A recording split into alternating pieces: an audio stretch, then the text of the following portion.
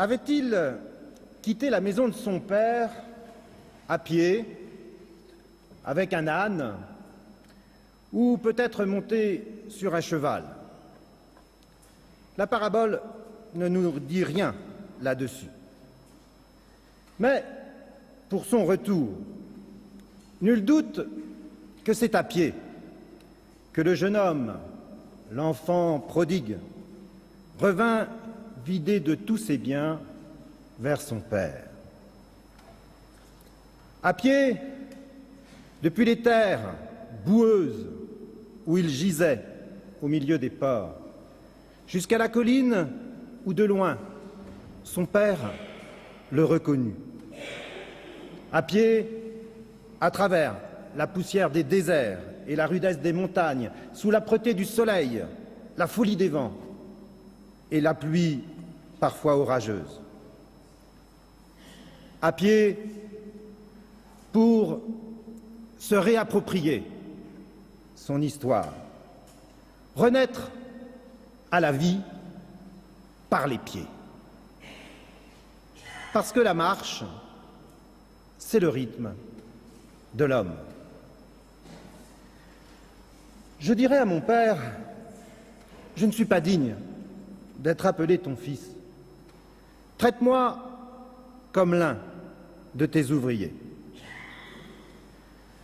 Peut-être que dans sa marche, le jeune homme a eu le temps de ruminer, comme les vaches de l'Aubrac, les égarements de sa vie et d'en avoir des scrupules. Le scrupule, dans la langue latine, le scrupulum, c'est le petit caillou. Vous savez, celui qui se glisse dans la sandale ou la chaussure et qui vous empêche de continuer la route. Eh bien, dans la vie, c'est pareil. Dieu sait que les scrupules nous ralentissent et nous coupent le désir d'avancer, de poursuivre la route. Et sur le chemin de Compostelle, les pèlerins le savent bien, les scrupules peuvent monter des pieds jusqu'au cœur. Mais si ton cœur te condamne, Dieu est plus grand que ton cœur. Mais je dirais à mon père, je ne suis pas digne d'être appelé ton fils. Alors peut-être que le jugement très dur que le fils porte sur lui-même et que d'un revers de main le père va venir effacer, peut-être que ceci est le début du début de son relèvement.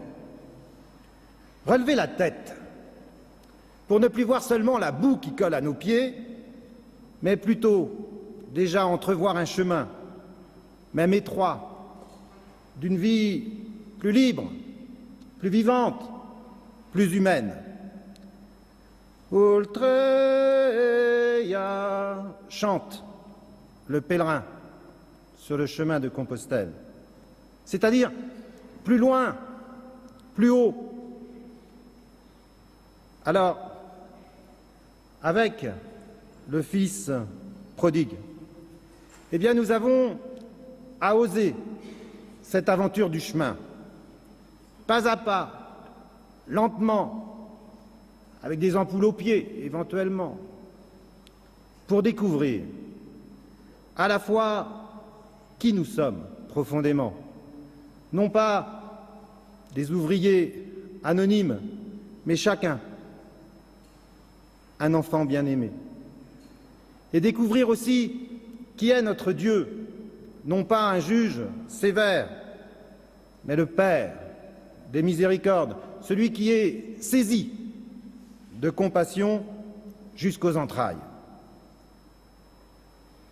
Je sais, chers téléspectateurs, que certains parmi vous ne peuvent plus marcher. Mais je crois profondément que chaque mot balbutié, chaque soupir de votre prière est aussi un pas vers le bon Dieu. Ô mon Dieu, renouvelle et raffermis au fond de moi mon esprit.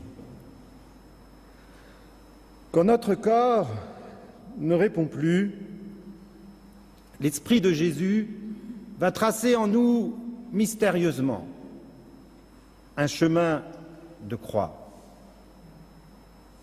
Et sur ce chemin du Fils prodigue, il nous faut encore faire une étape supplémentaire et découvrir que lui, le Fils prodigue, peut en cacher un autre, et non pas son frère aîné, qui dans la salle de la maison tourne en rond, fait les 100 pas, et miné par une jalousie que l'on pourrait pourtant trouver légitime. Non, le Fils prodigue cache l'unique Fils du Père, lui, Jésus. Car Jésus, lui, est déjà en marche vers Jérusalem. Lui aussi, il s'est vidé, il a été prodigue en miséricorde, aimant jusqu'au bout. Et il aimait faire asseoir ses amis, des pécheurs, des publicains, à sa table. Retourner à lui, c'est renaître. Habiter en lui, c'est vivre, nous dit saint Augustin. Alors, entendons à nouveau frais, comme une bonne nouvelle, ce cri de joie du Père. Mon fils que voilà était mort et il est revenu à la vie. Il était perdu et il est retrouvé. Car au matin de Pâques, Jésus, relevé de la mort, est sorti de la boue de la terre. On le croit perdu, il est vivant, éternellement, dans la maison du Père. Alors il nous faut, comme la parabole, festoyer et se réjouir, heureux les invités au repas du Seigneur.